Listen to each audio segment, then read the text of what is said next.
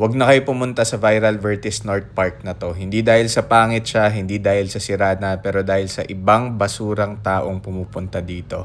Tama. Tao yung problema. Kasi may basurahan na nga, pinuno nyo pa ng kalat yung paligid. Tapusin ang video bago mag-react, manood, makinig, intindihin bago mag-comment. Nakita ko online itong Vertis North Rain Garden. Natuwa ko kasi wow, more green spaces, sustainable, multi-purpose na park na di lang for estetika, kaya siya palalim para makatulong sa possible flooding. Bukod sa malamini sponge siya to catch light rains, magsisip-in lang yun sa soil, sa mga plants. Pag malakas naman yung ulan, sasaluhin pansamantala nitong detention pond yung ulan before ma-release sa natural waterway. Ang gandang plano, 'di ba? Pero binabasura ng ilan sa pumupunta dito. Iba't ibang klase ng basura, plastic cups, candy wrappers, supot ng sauce, tissue, wipes. Nako, ang dami sa isang lugar pa lang. Nakikigamit ka na nga lang, free space na nga, magrereklamo ka kung may bayad, pag libre naman papakita niyo yung ugali niyong kanal. Kung makalat ka sa bahay, wag ka nang lumabas, diyan ka na lang. Alam mo kaya hindi natin deserve yung mga good things in life kasi marami sa atin walang matinong ugali. Magrereklamo, iiyak, magagalit pag nabaha. O hindi ko nila lahat ha. Syempre sisisihin pa rin natin mainly yung mga flood control projects ng mga hayop na yan. Pero